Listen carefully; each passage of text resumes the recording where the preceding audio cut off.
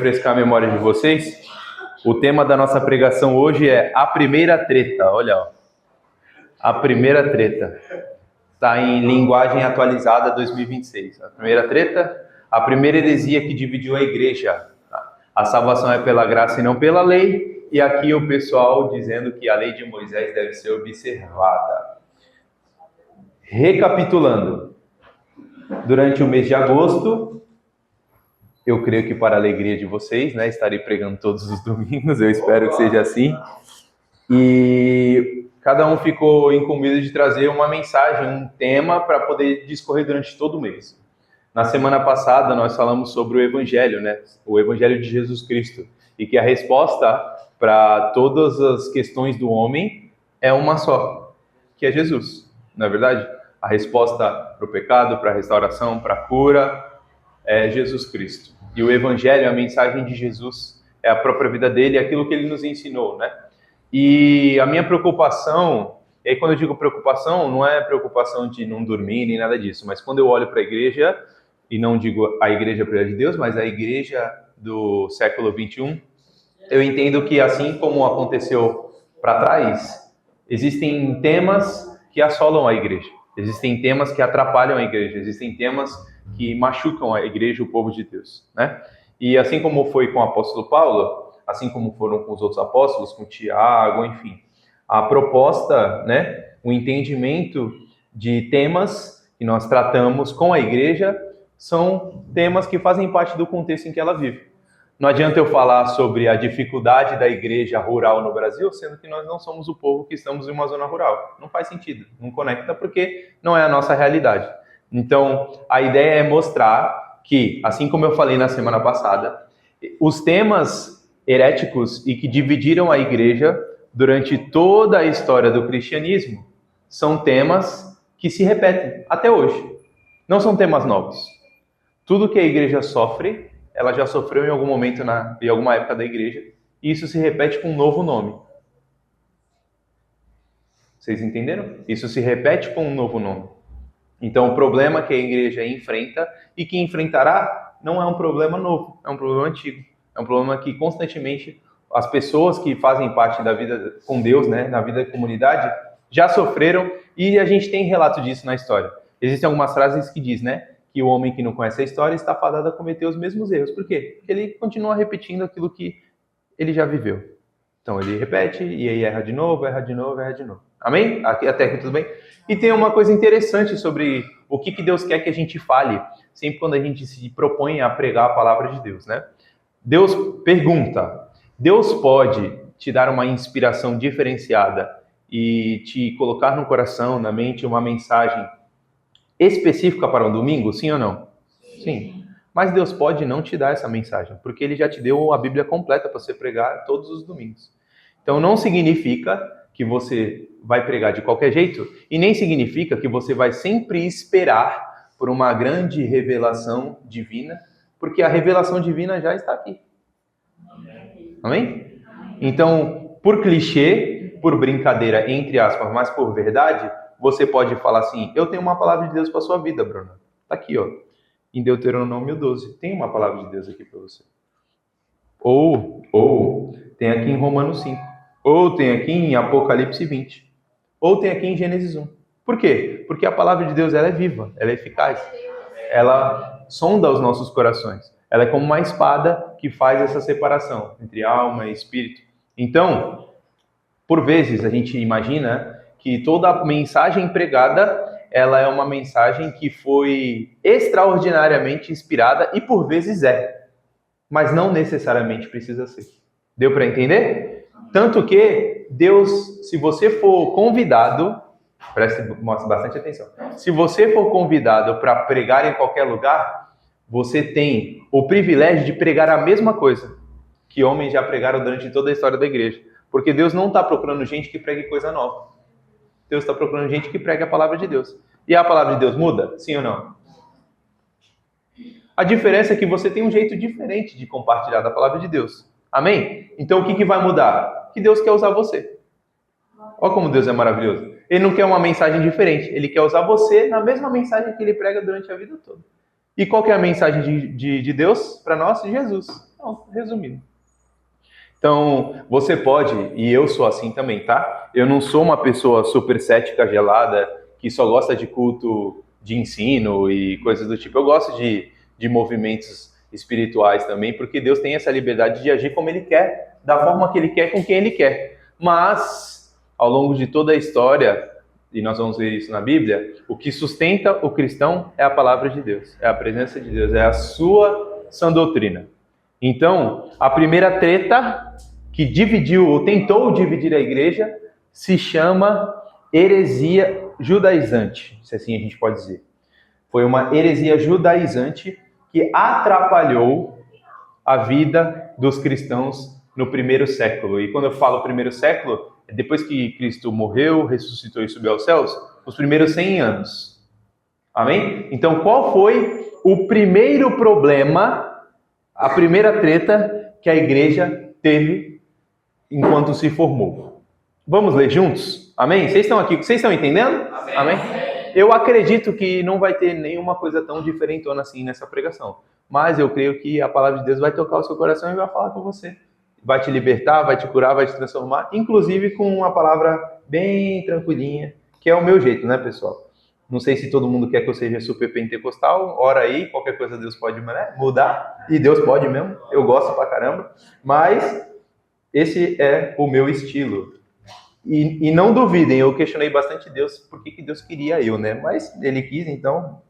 E tem uma novidade, Ele quer você também. Então, no seu jeitinho, Deus quer te usar assim como Ele me usa. Vamos ler juntos? Então, eu vou pedir para o Luiz abrir lá a palavra de Deus em Atos 15, no versículo 1. Qual que é a abordagem que eu vou fazer com vocês hoje? Não vai ser uma pregação elaborada. Ela será elaborada ao passo que nós vamos ler todos juntos. Amém? Para que nesse exercício você aprenda como meditar na palavra de Deus. Amém? Para que não fique muito fácil, né? A gente tem que dar uma dificultada para que a gente possa acordar um pouquinho. Já teve o café, a gente acorda um pouco mais fazendo esse exercício ativo em ler e meditar na palavra do Senhor. A palavra de Deus diz assim em Atos 15, a gente vai ler na NVI, mas leremos em outras versões também. Alguns homens desceram da Judéia a Antioquia e passaram a ensinar aos irmãos. O que estava acontecendo aqui? Os apóstolos viram Jesus, foram impactados pela história de Jesus, pelos atos de Jesus, viram Jesus morrer, ressuscitou e subiu ao céu.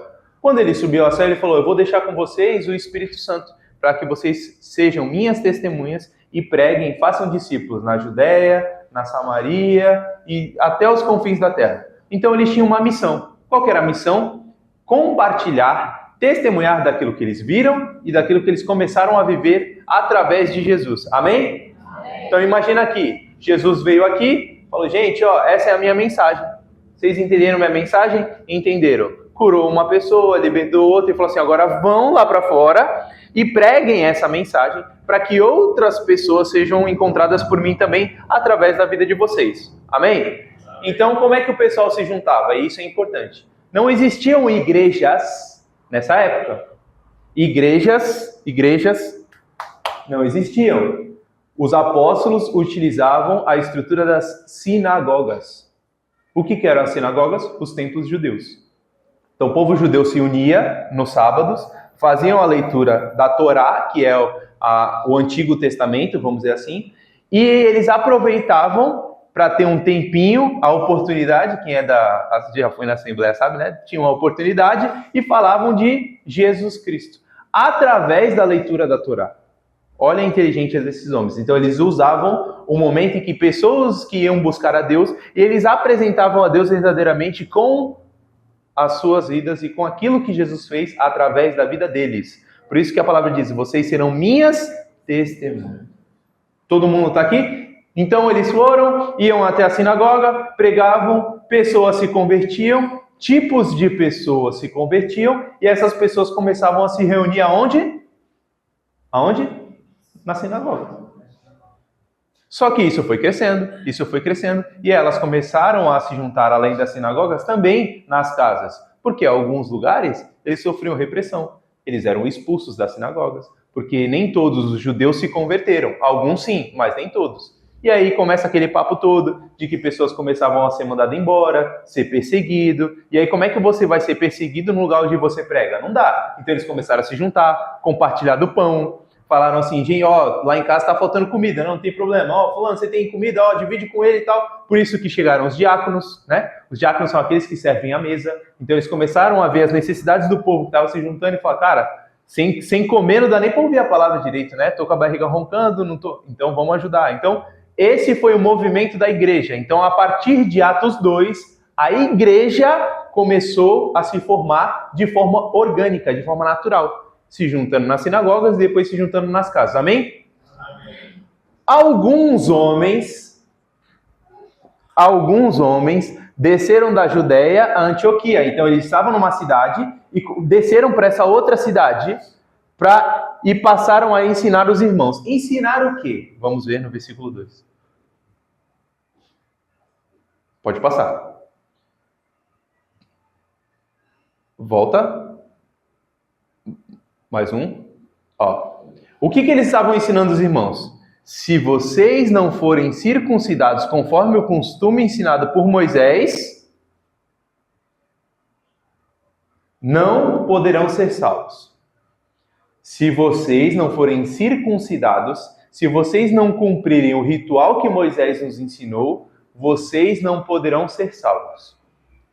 O principal problema aqui está nessa frase aqui, não poderão ser salvos. As heresias que rondam a igreja, geralmente rondam a igreja por trás dessa ideia principal, que sobre a sua salvação. Olha, você precisa fazer isso. Olha, você precisa fazer aquilo. Olha, você precisa de um jejum específico. Olha, você precisa... Já estou trazendo para a nossa realidade, tá? Se você não der um Pix, se você não... A sua salvação. E a gente vai entender o desenrolar disso sobre toda a pregação. Mas isso é importante que vocês tenham em mente da nossa pregação de hoje. O problema de relacionar a salvação a outras coisas a não ser Jesus. Qual que é a resposta do plano do homem? Jesus. O que o homem precisa? Jesus. Então, olha a artimanha dessas pessoas que estavam ensinando algo que não é o que a palavra de Deus vai nos ensinar. Vamos continuar a ler juntos. Próximo. Isso levou Paulo e Barnabé. Quem eram Paulo e Barnabé? Homens que ensinavam a palavra de Deus nas sinagogas. Paulo apóstolo, Barnabé veio depois, acompanhava Paulo. Então, levou os dois a uma grande contenda e discussão. E aí aqui está um outro ponto que Deus não gosta. E aqui é um recado para você. Tem 6 coisas que Deus não gosta e a 7ª ele abomina. O que é a abominação de Deus? Divisão entre irmãos. Deus abomina a divisão entre irmãos. É como se você estivesse pegando o corpo de Cristo e fazendo assim, repartindo. Porque Deus nos salvou para que nós possamos viver juntos. Isso é tão sério que ele decidiu colocar você com todas essas pessoas que estão ao seu lado eternamente para morar com ele. Então, se você tem algo contra alguém, eu tenho uma novidade para você. Se resolva, porque Deus chamou vocês para morarem juntos eternamente. E se você não quer morar junto eternamente com essa pessoa, de duas uma. Ou você não vai morar lá em cima, certo? Ou você vai se resolver. Porque esse é o nosso chamado. O nosso ministério é o ministério da reconciliação. Reconciliação. Deus abomina a divisão entre irmãos. Isso levou Paulo e Barnabé a uma grande contenda e discussão com eles. Por quê?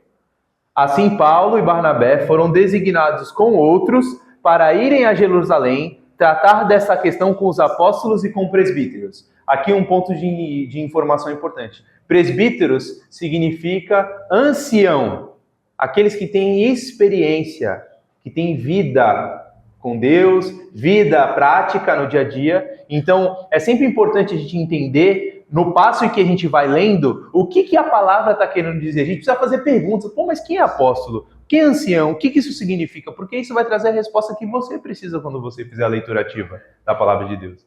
Então, a gente está vendo aqui que existe um problema que Deus abomina. Qual problema é esse? Divisão entre irmãos. E aí, qual que é a ação da igreja para poder resolver esse problema? Conversar. Conversar. Comunicação. Com pessoas que têm experiência de vida.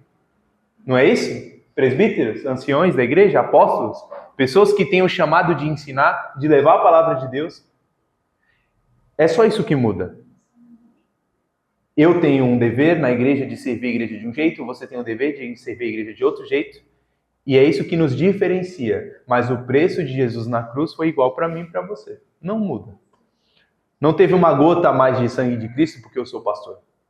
Não teve uma gota a menos do sangue de Cristo porque você só vem na igreja no domingo. Ou porque você não é de nenhum ministério.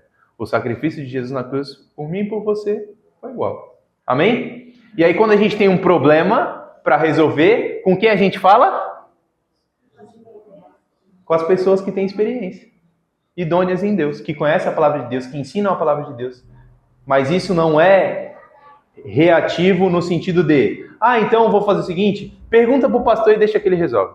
É assim que funciona? Não, eles foram conversar para entender o que estava acontecendo. Vamos continuar? Versículo 3. A igreja os enviou e ao passarem pela Fenícia e por Samaria, contaram como os gentios tinham se convertido. Então eles receberam o Espírito Santo para ser o quê? Testemunhas. Aí eles foram viajando e no caminho eles foram pregando a palavra.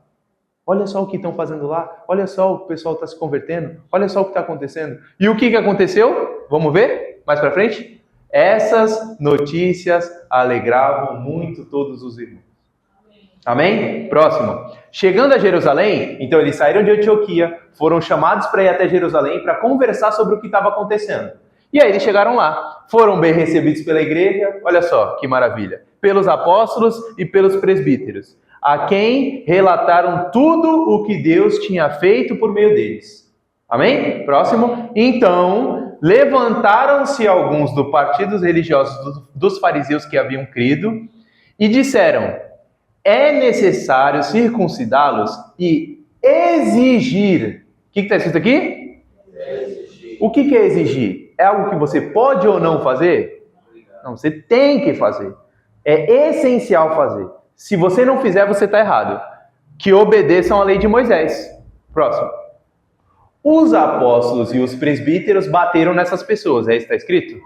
Não. Eles se reuniram para considerar essa questão. Olha só como eles são pessoas civilizadas, né? Eles se reuniram para conversar. Então eles foram conversar. Depois de muita discussão, Pedro levantou-se e dirigiu a eles. Então, pessoal, não sei se você tem probleminhas, e isso não é diminuindo a sua questão, mas de comunicação, de conversar, de relatar os problemas que você tem, inclusive com a igreja. Mas isso só vai ser resolvido se a gente conversar. Pô, pastor, você falou alguma coisa, eu não gostei, eu não entendi. Vamos conversar, tá tudo bem. A gente tem um padrão para tratar de assuntos difíceis na igreja. Sabe aquele versículo que todo mundo fala assim? Onde tiver 2 ou 3 reunidos. A gente não está falando sobre reunião de igreja para Deus estar presente. Porque Deus ele é onipresente. Ele está presente tendo uma pessoa, tendo 1000. Não precisa de 2. Ali ele está falando de como tratar assuntos difíceis de falta de perdão. Porque a Bíblia nos dá a forma de como tratar as coisas necessárias para que o reino cresça, para que o corpo se multiplique. Então, qual que é o jeito que os irmãos, lá no primeiro século, decidiram resolver essa questão? Conversando. Então, por favor, meus irmãos, vamos conversar. Você tem algum problema? Vamos conversar. Eu não sou dono da razão, você não é dono da razão. Quem tem a razão é a palavra de Deus. E a palavra de Deus vai filtrar aquilo que a gente precisa resolver. Que às vezes você vai levar alguma coisa no seu coração por anos, de algo que você não conversou. Eu tenho uma história engraçada. Eu tenho um amigo, não sei quem lembra ou quem sabe, em 2016 eu fui para a Austrália. E eu fui para a Austrália com mais 4 amigos. 5. Vitor, Camila, Ana, Matheus e Lucas. 5 amigos. Nós fomos para a Austrália. E um desses meus amigos é o Vitor. Desses 5, vamos dizer assim, é o segundo melhor amigo que eu tenho. Vitor. Lembre desse nome. Quando a gente estudava na escola, não sei quem lembra, tinha uma brincadeira bem saudável chamada Pedala Robinho. Todo mundo lembra aqui? Bem saudável, né? A gente olhava com um amigo, ele virava de costas, a gente batia na nuca dele. Por quê? Porque criança, né? Inconsequente. E um dia eu fiz isso com ele. Ele virou de costas, eu dei um tapa na nuca dele e fui embora. Ele ficou triste e falou, pô, que brincadeira besta. Só isso, ele falou isso, que brincadeira besta. Eu fiquei 1 ano sem falar com ele, porque eu achei que ele estava bravo comigo. 1 ano sem falar com um amigo, porque eu achei que ele estava bravo comigo. E ele não estava. E aí, numa dessas reuniões, né, de amigo e tal, jogar bola, fui falar com ele, ele me tratou bem, eu falei, pô, ele não estava bravo comigo? Não estava. Ele ficou chateado com o que eu fiz, mas ele não levou isso adiante, só que eu levei. E o que eu fiz? Não conversei. Eu fiquei 1 ano sem falar com ele. Vocês sabem o que é 1 ano sem falar com uma pessoa?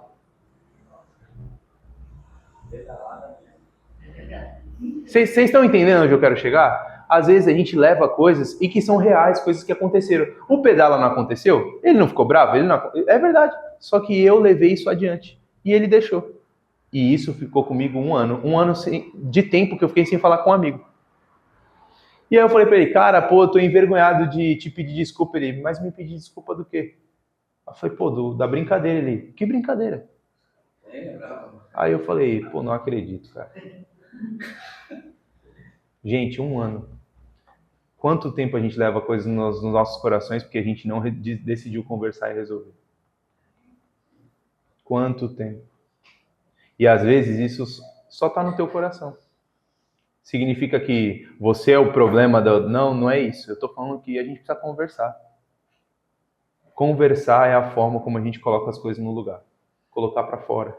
Olha, eu me senti dessa forma. Quando você fez isso, quando você falou isso, eu senti dessa forma. É isso que você quer dizer? Porque a pessoa também tem o direito de agir de uma maneira diferente da sua. A gente espera geralmente que as pessoas ajam como nós. Mas às vezes a pessoa age diferente. Por que você fez isso? Porque eu estava brincando.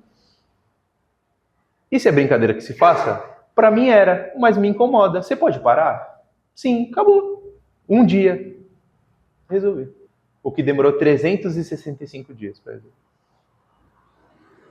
Vamos conversar, gente. Como igreja, como família, como irmãos. As coisas se resolvem conversando, comunicando. Amém? Porque Deus abomina a divisão. E não é, a gente sempre fala divisão na igreja, né? Mas você tem uma casa onde você é casado com o irmão da sua igreja, seu marido, ou sua esposa, ou seu filho, ou seu pai. Ele também é filho de Deus, ele também faz parte do corpo. Então conversem. Amém? Amém. Vamos continuar. Irmãos, vocês sabem, aqui, lembra que estava tendo a discussão, Pedro levantou e começou a discursar. Olha o que Pedro disse. Irmãos, vocês sabem que há muito tempo Deus me escolheu dentre vocês para que os gentios ouvissem os meus lábios a mensagem do Evangelho. Qual que é a mensagem do Evangelho? Jesus. E fizesse o quê? Cresce. Então presta atenção, Pedro se levanta e fala assim, vocês lembram? A gente está em Atos 15, certo? Vocês lembram que Deus me levantou para pregar sobre Jesus e os gentios, o que é ser gentil? Quem lembra aqui? Ser gentil é aquele que não é judeu. Então aquele que não nasceu judeu, na cabeça do judeu, não tinha acesso a Deus. Porque Deus lá atrás tinha escolhido um próprio povo para ser chamado de seu. Só que em Cristo Jesus é diferente. Cristo não está preocupado com quem você foi, da onde você veio. Deus está preocupado com a resposta que você vai dar para Ele quando Ele te chama. E se você aceitar, o que Ele vai fazer? Ele vai falar assim, pode vir, meu filho. Então, Pedro está lembrando, gente, vocês têm que lembrar, porque eles estavam falando com os judeus aqui, certo? Vocês têm que lembrar que Deus me chamou para pregar para os gentios. É isso que ele está falando. Deus que conhece o coração, olha assim, Deus que conhece o coração, tá lá. Se não tá, aquele controle tá lá na sala das crianças, que é o mesmo. Deus que conhece o coração, quem conhece o coração do homem? Sou eu? É você? Quem é que conhece o coração do homem? Lembra quando Samuel foi ungir o rei, que ele foi na casa de Jessé? E aí o Jessé fala, eu tenho um filho. Aí ele, não é esse. Tem um filho, não é? Aí Deus fala assim, Samuel, você vê como o homem vê, eu vejo o coração. Aí fala, tem mais algum filho aí? Tem um que está lá trabalhando. Chama ele, né? É o que falta.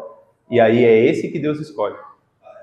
Então, às vezes, a gente busca um padrão, e é normal pela nossa questão de sobrevivência, de ver um tipo de pessoa e fazer um julgamento dessa pessoa, por conta da nossa vivência. Mas fique tranquilo, Deus vê o coração.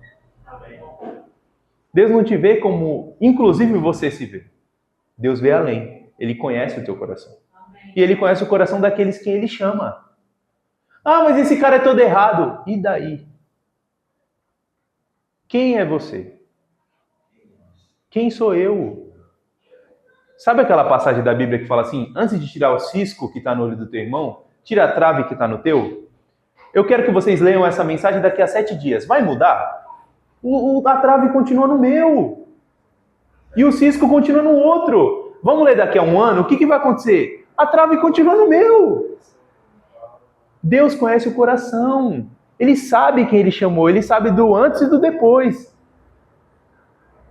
A gente acha bonito quando a gente fala assim, ó, Deus te conhece desde o ventre da sua mãe, tal, que bênção, não é uma bênção? Desse cara todo errado também. E Ele sabe quem ele vai ser em Deus. Então não adianta você citar um padrão para a vida do outro. Deus conhece o outro e Ele chama o outro, independente de onde ele veio.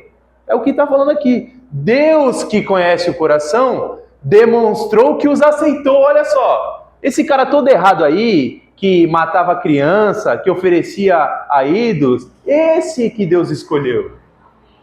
E Ele aceitou. Volta lá, Luiz, ó. Ele os aceitou.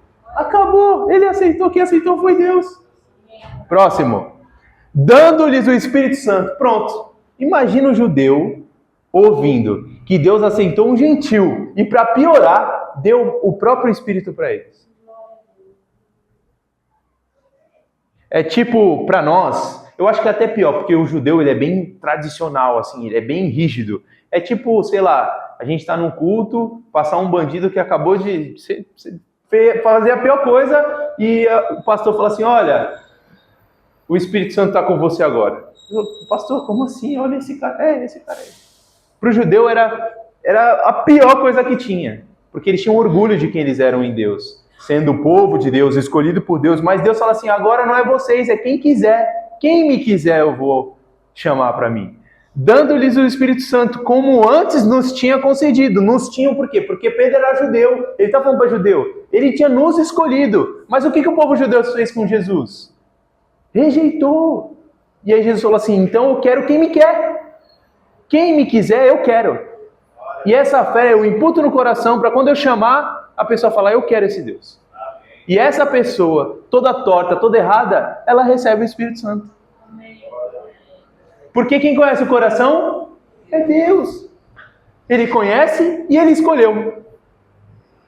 Então não adianta eu olhar para você e falar assim, meu irmão, acho que você não é de Deus não. Não adianta. Deus sabe quem é de Deus e quem não é. E Ele pediu para não tirar do meio, inclusive aqueles que não são dele. Para que a gente possa aprender a perdoar, a amar, a dar outra face. Por isso que a gente tem que estar aqui todo domingo. Não é porque para você dar o dízimo e oferta. É porque você precisa aprender a ser cristão.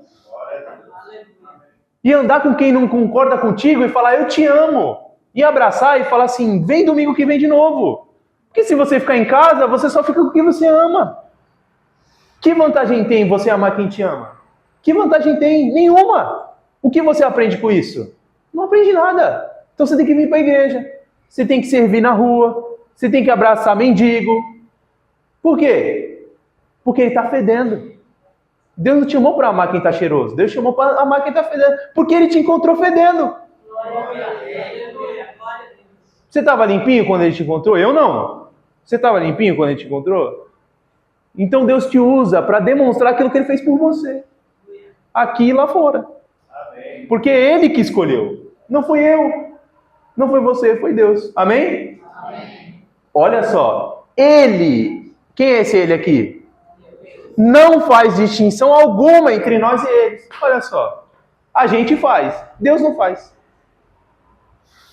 Seguindo. Visto que purificou-lhes o coração pela fé. Deus conhece o coração, vê o teu coração todo torto e Ele purifica pela fé. Próximo. Então, Porque agora vocês estão querendo tentar Deus, pondo sobre os discípulos um jugo que nem nós, nem os judeus conseguiam obedecer à lei de Moisés. A lei de Moisés não são os 10 mandamentos, são mais de 300 mandamentos que os judeus não conseguiram cumprir. Olha só, e agora quer que quem não é judeu cumpra. É o poste mijando no cachorro, né? Vocês não conseguem fazer isso, vocês querem que os outros façam? Vocês aprendem desde pequeno que tem que fazer, vocês não fazem. A transição do menino para o homem é o bar mitzvah. O que é o bar mitzvah? O menino vai lá e ele recita a lei de Deus para os homens da sua comunidade. Então ele tem que decorar, ele tem que aprender com o pai e tal, todo dia, ensina o filho no caminho que deve andar. E o pai está lá ensinando. Esse menino que aprende desde o começo não consegue. Agora um cara está conhecendo a Deus, agora vai ter que fazer, tem que cortar o seu prepúcio para poder entrar no céu? Tem que dar o pix para entrar no céu? Tem que vir para a igreja todo domingo para entrar no céu? Não, ele precisa do quê? Volta lá, Luiz. Mas, então por que vocês agora estão querendo tentar a Deus, pondo sobre os discípulos um jugo que nem nós, nem os nossos antepassados conseguiram suportar? É tipo você não conseguir orar todo dia e chegar para o teu irmão e falar assim, tu não ora? Nem tu. O que está acontecendo, gente? Quem purifica o coração do homem é Deus, pela fé. Não é pelo que ele faz. Você pode orar o dia todo. Se Deus não quiser, não adianta. Não adianta. Porque oração não é para Deus, é para você. Você pode jejuar 365 dias por ano. Sabe o que vai acontecer? Você vai ser transformado. E Deus vai continuar o mesmo. Amém? Amém. De modo nenhum. Cremos que somos salvos pela graça do nosso Senhor Jesus Cristo. Então o pessoal desceu e falou assim, se não cumprir a lei de Moisés, não vai ser salvo. Pedro está falando, mentira. Você vai ser salvo porque Deus quer, pela graça dele. E essa é a mensagem principal. Por que isso é uma mentira? Porque não há nada que o homem possa fazer que leve ele a se reconciliar com Deus. Nada. Você pode doar todo o dinheiro no mundo. Não está escrito lá em 1 Coríntios 13? Ainda que eu doasse todas as minhas riquezas, se não tiver amor, não adianta. Não adianta. Você pode vir todo domingo, você pode orar por todo mundo, você pode nunca pecar, que já é uma mentira, porque você vai pecar, mas você pode pecar uma vez por mês. Vamos falar assim, uma vez por mês você vai pecar. E um pecadinho tranquilo, tipo, sei lá, comer um pedaço de pizza a mais, né? Porque comer gula também é pecado. Mas é de boa, todo mundo aceita, então a gente come um pedaço a mais, uma vez por mês, tá tudo bem. Não adianta nada. Se não for pela graça de Jesus, você não vai recebê-lo. Não vai. Deus não está preocupado com quanto você consegue fazer por Ele. Deus está preocupado se você vai reconhecer aquilo que Ele fez por você. Vocês entenderam? Deus não está preocupado no que você pode fazer por Ele. Deus está preocupado se você vai reconhecer aquilo que Ele fez por você. E quando você reconhece aquilo que Deus fez por você, você muda. Você vê seu pai saindo para trabalhar toda a madrugada, ralando, fazendo um monte de coisa. Aí quando ele chega em casa, tu dá um tapa na cara dele. É isso que tu faz? Não, porque tu fala, cara, meu pai. Hoje não é dia dos pais. Você vê seu pai ali correndo, tal. Você vê sua mãe trabalhando. Você vê sua mãe deixando a casa limpinha. Aí quando você chega do society, tu faz assim, bate a borrachinha no chão e fala, limpa aí, mãe. É assim que tu faz? Não, porque você tá vendo que ela é zelosa, que ela se preocupa. E é isso quando ele fala assim, você tem fé? Mostra-me as tuas obras. Mas não é para provar que a tua obra faz alguma coisa, é para mostrar que quando você reconhece o que Deus fez por você, você muda. Não dá para ser igual. Não sei quem acompanhou, alguns dias atrás teve uma ventania muito forte, caíram uns contêineres lá no porto. Teve um cara que o contêiner caiu na cabine, assim, ficou parado em cima da cabeça dele. Em cima, ele saiu, o pessoal fez um vídeo, vamos orar pela vida do fulano. Vocês acham que esse cara vai trabalhar do mesmo jeito no outro dia? Vocês acham que ele vai ver a vida igual? Ele viu a morte na cara dele. Ele não consegue. Ele não consegue. Toda vez que ventar, ele vai sair da cabine. Eu tenho certeza, ventou ele... Por quê? Porque ele sabe o perigo que é estar debaixo de uma pilha de contêineres numa ventania de 100 km por hora. A gente sabe de onde Deus tirou a gente. A gente sabe o que Deus fez pela gente. Não dá para viver igual. Que você vai lembrar, você vai começar a ver você indo por aquele caminho que você estava antes, e fala assim, meu Deus, eu vou morrer de novo. E a gente tenta, não, mas vai ser diferente. Diferente o quê? Tu é o mesmo, sujo. Eu também. Quem limpa é Deus. Não adianta orar. Ah, mas agora eu vou orar mais. E aqui não há uma pregação contra as disciplinas espirituais. Você tem que orar, você tem que jejuar, você tem que ir na igreja, você tem que ler a palavra. Mas porque você precisa, não Deus. E porque isso vai refletir aquilo que Deus fez em você. Amém? Vamos continuar. De modo nenhum, cremos que somos salvos pela graça do nosso Senhor Jesus. Você foi salvo pelo quê? Pela graça do nosso Senhor Jesus. Assim como eles também foram. Toda a assembleia ficou em silêncio quando ouvia Barnabé e Paulo, que relatavam todos os sinais e maravilhas que por meio deles Deus fizera entre os gentios. Quando terminaram de falar, Tiago tomou a palavra e disse: Irmãos, ouçam-me. Simão nos expôs como Deus, no princípio, voltou-se para os gentios a fim de reunir dentre as nações um povo para o seu nome. E aqui eu vou fazer uma pausa. Toda a Bíblia vai se conectar com outras partes da Bíblia. Essa passagem aqui que Pedro está falando, olha, vocês lembram que lá atrás, no princípio, Deus me chamou? Lembra que ele falou isso? Deus me chamou para pregar para os gentios.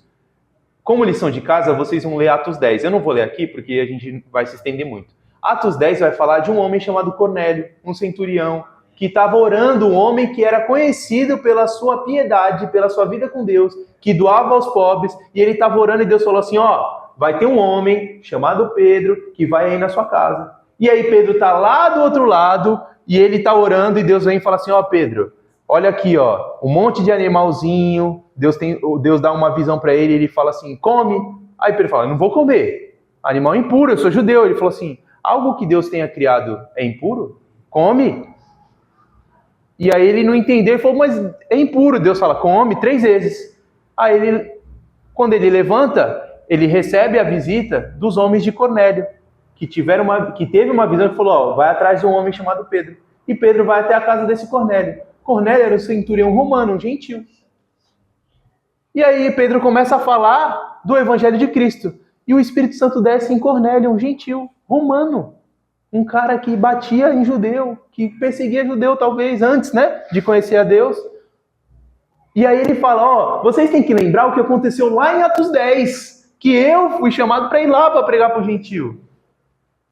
E aí Tiago fala aqui, voltou-se para os gentios a fim de reunir dentre as nações um povo para o seu nome.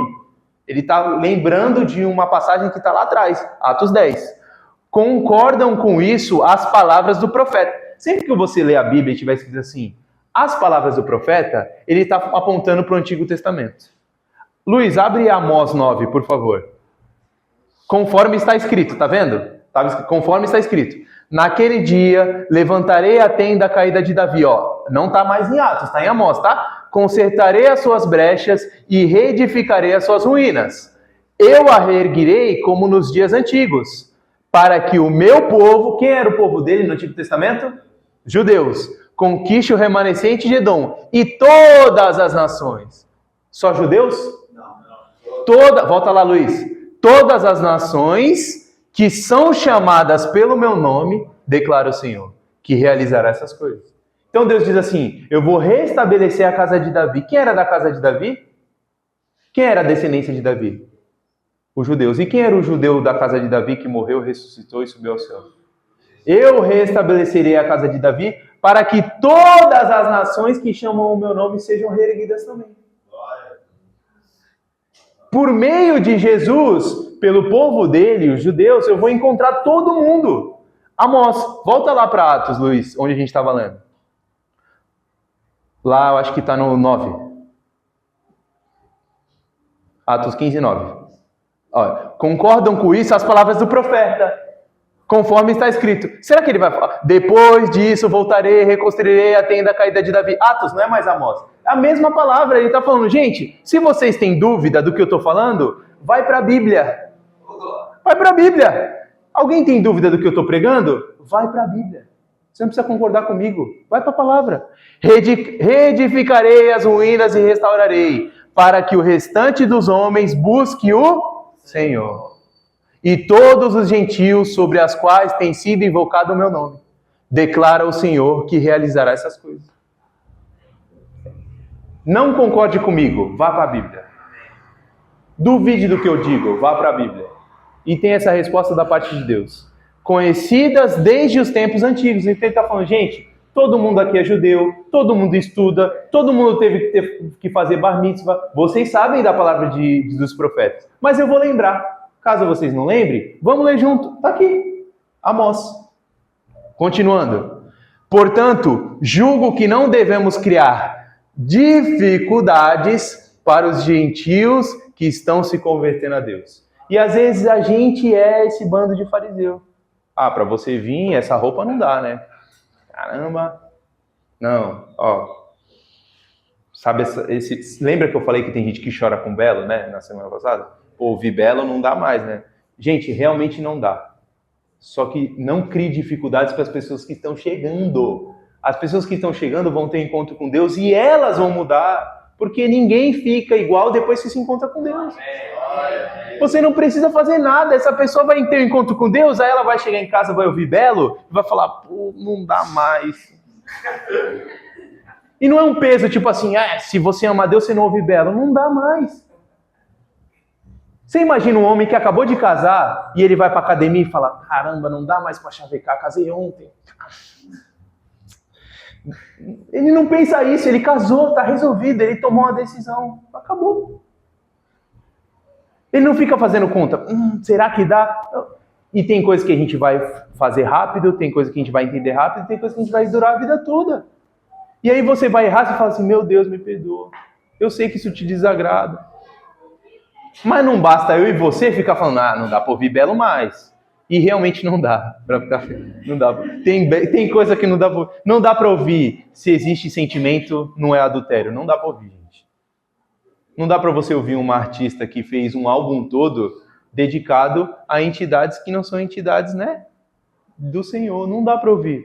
E eu, Felipe, particularmente, essa não é a posição da igreja. Eu não acho que existem músicas do mundo e músicas de Deus. Porque tem gente que faz música gospel que só está preocupado em ganhar dinheiro.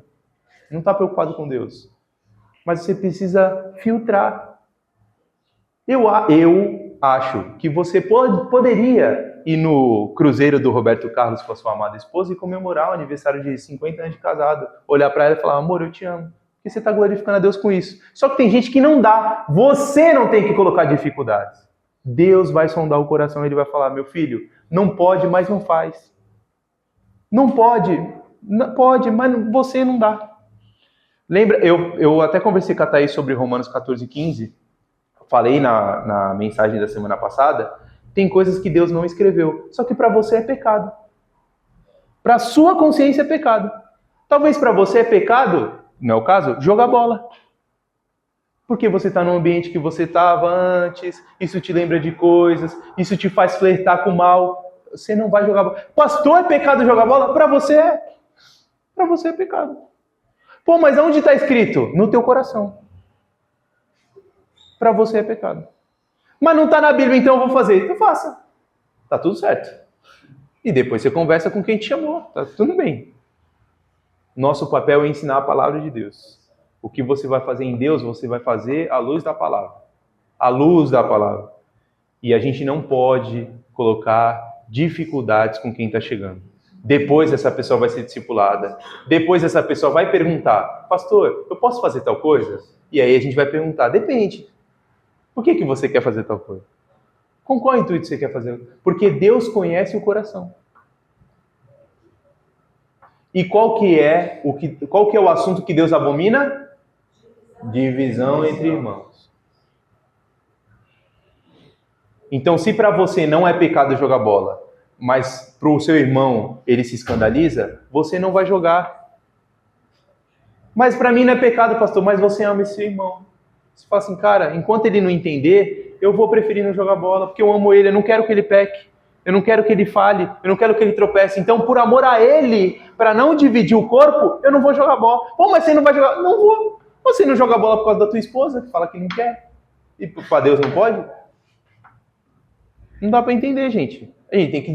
A gente tem que tomar uma decisão. A gente é crente ou a gente não é crente.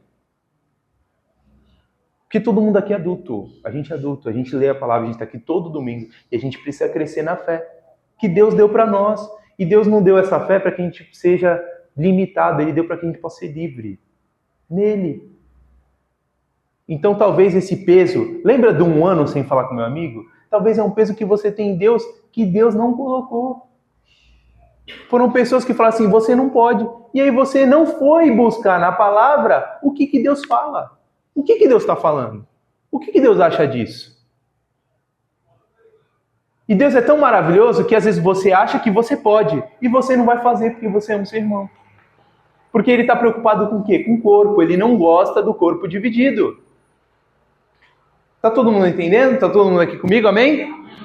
Portanto, julgo que não devemos criar dificuldades para os gentios que estão se convertendo a Deus. Ao contrário, devemos escrever a eles dizendo que se abstenham de comida contaminada pelos ídolos, de imoralidade sexual, de carne de animais estranguladas e sangue. Aí você pode dizer assim, pô, mas Deus não tinha falado com Pedro que não era para ele rejeitar nada em relação à comida, que era para ele comer tudo? Sim, só que isso entra no ponto que eu falei do amor. Se a igreja está cheia de judeu, aí a gente vai fazer um churrasco de carne de porco, só de carne de porco, para a galera ficar assim bem... Não, gente, a gente ama o nosso irmão. Por recomendação, não façam. A galera sabe que tem ali a quitanda do seu sei lá o quê, que antes dele colocar a carne para vender, ele põe umas velas pretas, ora ali por santo dele e vende. Procure não comer isso. É bom para você. E é bom para o seu irmão não se escandalizar. Imoralidade sexual é pecado, não façam. Mas eu vou lembrar, né? Tem coisa que é subjetiva e tem coisa que é objetiva. Mas eu vou lembrar que você não pode. Você é livre, mas você não é livre para pegar quem você quiser. Você é livre para viver casado. E se você for solteiro, viva solteiro com Jesus Cristo. É isso que ele está falando. Ele está falando, gente, presta atenção. A vida do corpo, ela precisa ser olhada pela ótica da palavra em amor ao outro. Pois desde os tempos antigos, Moisés é pregado em todas as cidades. Sendo lido, onde estava lendo? Nas sinagogas todos os sábados. Então isso também era uma forma de evangelizar. Dele chegar na galera que está na sinagoga e falar assim, gente, olha o que Deus tem para vocês. Ah não, Jesus tornou tudo livre. Vamos fazer um churrasco aqui na sinagoga e só vai ter linguiça de porco. Não vai encontrar ninguém. Não vai tocar ninguém. Criar dificuldades para aqueles que estão se achegando a Deus. Nós não podemos criar dificuldades para aqueles que estão chegando a Deus. Amém? Então os apóstolos e presbíteros com toda a igreja decidiram escolher alguns dentre eles e enviá-los a Antioquia com Paulo e Barnabé. Escolheram Judas, chamado Barsabás, e Silas, 2 líderes entre os irmãos, escrevendo sobre eles a seguinte carta. Aí é a carta que eles escreveram para o pessoal que estava ouvindo essa confusão. Os irmãos e apóstolos e presbíteros aos cristãos gentios que estão em Antioquia, na Síria e na Cilícia. Saudações. Soubemos que alguns saíram de nosso meio sem a nossa autorização, e aqui é um ponto, tá? Existem coisas que a gente precisa tratar publicamente. Pessoas saíram de um lugar para ensinar outra coisa que não eram aquilo que elas tinham autorizado. Então é necessário, e isso é difícil, mas por vezes é necessário a gente tomar a responsabilidade das coisas que estão acontecendo na igreja. Isso não pode, isso foi autorizado, isso não foi autorizado, isso não é contra você. Isso é para que o corpo de Cristo esteja unido em nome de Jesus. Amém? Soubemos que alguns saíram do nosso meio sem a nossa autorização e os perturbaram. Próximo. Transtornando a mente de vocês com o que disseram.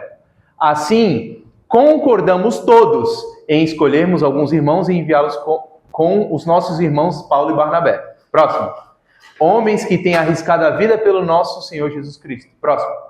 Portanto, estamos enviando Judas e Silas para confirmarem verbalmente, lembra? Onde tiver 2 ou 3, é isso aí. E estamos escrevendo. Pareceu bem a quem? A quem que pareceu bem? E a nós. Não impor a vocês nada além das seguintes exigências necessárias. Que se abstenham de comida sacrificada aos ídolos, de sangue, da carne de animais estrangulados e da imoralidade sexual. vocês farão bem. Olha a diferença.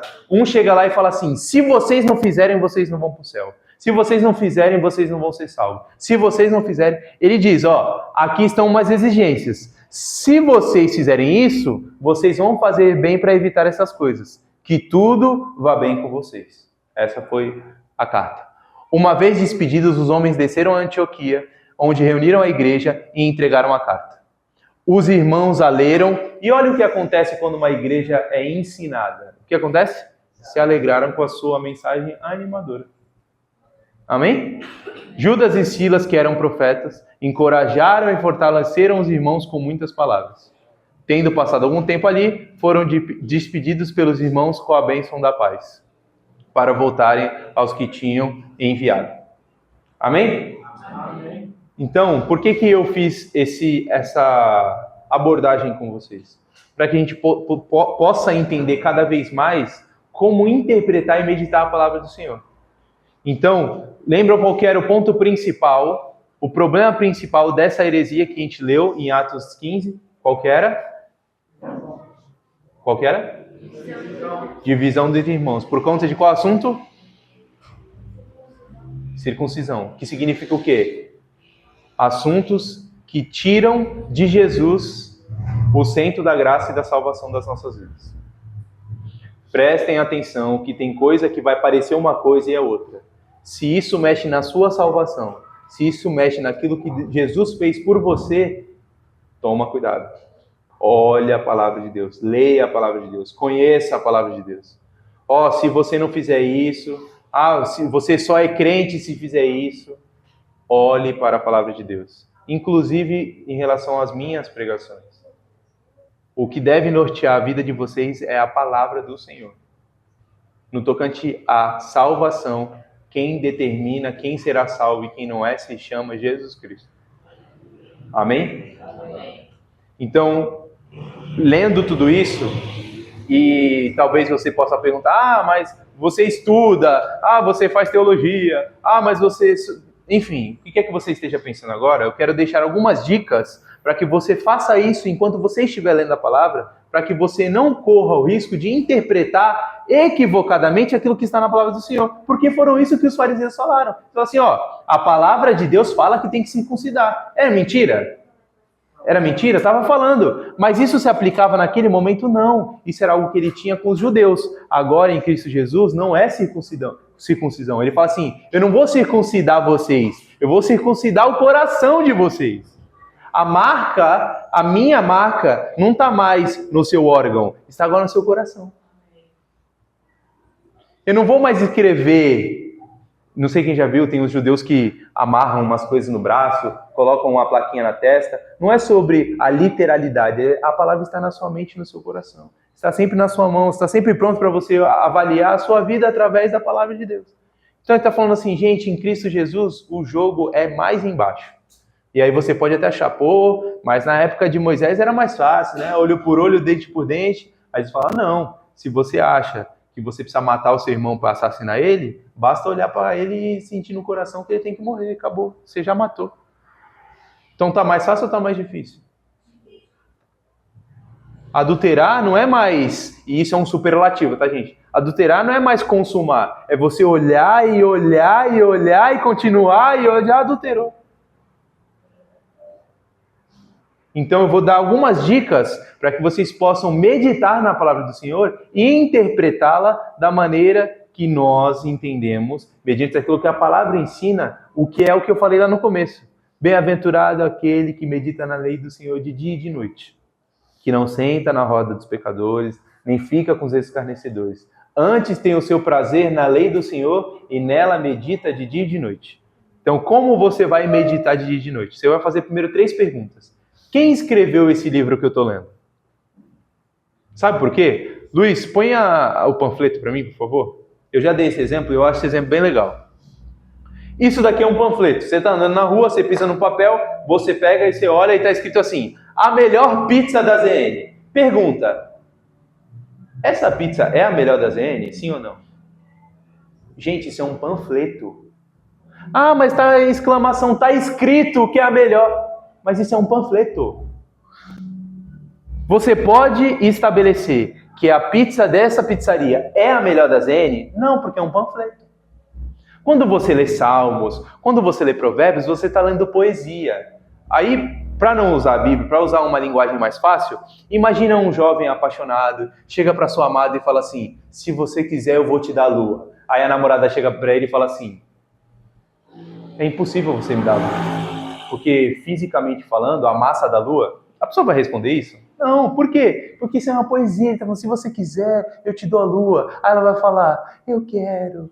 Mas ela não pode ter a lua, nem cabe no bolso, não cabe em casa. Mas não é sobre isso, porque isso é uma poesia. Deu para entender? Então você pode ler uma poesia falando assim, não, se você quiser me dar a lua, aí a mulher vai chegar depois de 20 anos de casado, vai chamar o pastor no gabinete e falar, pastor, eu estou tendo um problema sério em casa.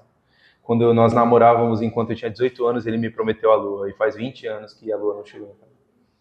Gente, isso é um poema, isso não é sobre isso. Então, essa é a melhor pizza da Zona Noroeste? Não necessariamente, isso é um panfleto.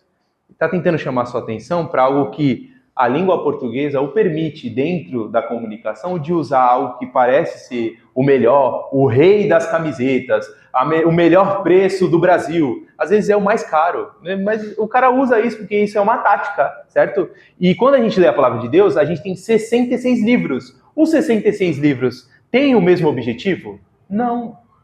Um é poesia, o outro é histórico, o outro é jurídico. Tá, deu para entender o que eu estou querendo falar com vocês? O livro dos Atos dos Apóstolos. Quem escreveu esse livro? Foi Lucas. Quem era Lucas? O que Lucas fazia? Qual que era o intuito de Lucas ter escrito aquilo? Então, primeira pergunta, quem escreveu? Segunda pergunta, para quem esse autor escreveu? E terceira pergunta, quando isso aconteceu? Porque existem coisas que para o judeu ele vai entender. Quando você chega e fala assim, nossa, você parece, sei lá, você parece o meu cachorro. Sua cara assim lembra o meu cachorrinho quando eu era pequeno. Você às vezes vai ficar feliz, fala assim, pô, alguém que ele ama, né, cachorrinho bonitinho. Só que cachorro pro judeu é pior do que xingar a mãe dele. Viu como faz a diferença? Só tem 2.000 anos de diferença. Cachorro é uma coisa lá, cachorro é outra coisa aqui. Cachorro hoje é alguém da família, fofinho. Olha, a cara do pai, né? O pai é o pai do cachorro. A cara do pai. Olha, ó, focinho, igualzinho. É fofinho, é legal. Pro judeu, você tá batendo na cara dele. O contexto importa. Então, 3 perguntas. Quem escreveu, para quem escreveu e o contexto de quando escreveu. O que estava acontecendo? E aí, as dicas. Então, sempre que você lê a palavra de Deus, você vai fazer essas 3 perguntas. Quais são? Quem escreveu, para quem escreveu e o contexto de quando escreveu. Amém? Livro de Atos é um livro histórico. Lucas escreveu para registrar a história do que estava acontecendo depois que Jesus morreu. Então ele está narrando fatos. Então ali você pode concluir que são fatos. E você pode ler com a visão de fatos. E dica de leitura. Sempre ler e orar antes de ler. Orar depois de ler. Ler repetidas vezes para que você ao ler uma, 2, você começa a fazer perguntas para o texto e fala assim, cara, o que significa ser presbítero? O que significa ser apóstolo? Aonde fica Antioquia? Pô, o pessoal foi andando, mas andando, tipo, é daqui até a outra rua ou é no meio do deserto? Tudo isso muda. Deu para entender? E uma sugestão, eu queria que o Luiz colocasse, pode colocar Atos 15 de novo? A gente vai ler na NTLH. A gente leu na NVI, né? A gente vai ler na NTLH agora, por favor. Alguns homens foram da região da Judéia para a cidade de Antioquia e começaram a ensinar os irmãos que eles não poderiam ser salvos se não fossem circuncidados, como manda a lei de Moisés. Paulo e Barnabé não concordaram e tiveram uma discussão muito forte com eles a respeito disso. Aí foi resolvido de Paulo e Barnabé e mais alguns irmãos fossem para Jerusalém a fim de estudar esse assunto com os apóstolos e presbíteros da igreja. Viu que deu uma diferencinha? Porque as traduções da Bíblia, por ser uma língua antiga, por não ser uma língua literal, tem diferenças na tradução. Isso significa que tem erros na tradução? Não. É que alguns autores decidiram traduzir a Bíblia literalmente. Então, se fala ABC, ele traduz ABC. Pô, mas essa palavra não faz muito sentido. Não importa, está traduzido de forma literal. Tem traduções que são paráfrases. São traduções que usam o contexto e te ajudam a entender melhor numa linguagem mais simplificada. Essa NTLH, ela é mais simplificada que a NVI. Se você pegar a sua Bíblia, sabe, geralmente tem aqui, ó, NVI, tá vendo? Quando você abre aqui, às vezes na primeira folha, tem falando qual que é a tradução. Ó, Nova Versão Internacional. Quem está com a Bíblia aí vai ver João Ferreira de Almeida, Almeida Revista Atualizada, Almeida Revista Corrigida. Isso aponta para o tipo de tradução. Então, sempre leia com uma tradução a mais, porque isso vai ajudar você a entender um pouco mais o texto. E sempre busque as respostas às perguntas bíblicas na própria Bíblia. Como a gente leu. A gente leu Atos 15, que apontava para Atos 10, que apontava para Amós 9. E isso vai fazer com que você avalie aquilo que o autor estava falando. Porque isso também é a palavra de Deus. A Bíblia não foi escrita por Deus, ela foi escrita por homens. Mas Deus aprovou e inspirou aquilo que estava sendo escrito. Então, quando eu prego de um jeito, eu prego de frente do Anselmo. Todo mundo consegue ver essa diferença? Amém? Eu prego de frente da Solange. Amém? Isso significa que só o jeito que o Anselmo prega é o jeito que Deus se aprova? Isso significa que só o jeito que eu prego é o jeito que Deus aprova? Deus usa o meu jeito, a minha experiência, a minha forma de tratar para poder falar comigo e com você. Amém? Com os apóstolos é igual. Pedro era de um jeito, Lucas era de um jeito, Tiago era de outro jeito, Paulo era de outro jeito, porque Deus usa as nossas particularidades para falar com as pessoas. Amém? Então, a minha recapitulação para finalizar a pregação era que o primeiro problema que a igreja teve foi em relação a temas que feriam a salvação dos homens. Por quê? Porque feriam diretamente a Jesus. Era como se eles estivessem falando assim, viu o que Jesus fez? Não serviu tanto assim, você precisa ainda cortar o seu negócio. Porque, não foi o suficiente. E isso é perigoso. Acabou. Desconectou. Isso é perigoso, porque isso mexe justamente no principal, que é a salvação de Deus, aquilo que Jesus fez na cruz. Você está reduzindo aquilo que Jesus fez na cruz a algo que você precisa fazer. E essa não é a mensagem do Evangelho. Amém? Tomem cuidado com o que vocês ouvem, inclusive aqui. Tomem cuidado com o que vocês acompanham na internet. Continuem ouvindo pregações, não parem de ouvir pregações, mas passem pelo filtro da palavra de Deus. E o principal, Jesus Cristo. Amém? Então, durante as próximas pregações, eu vou continuar falando sobre temas que a igreja teve que lidar para combater aquilo que é a mensagem central do Evangelho, que é Jesus.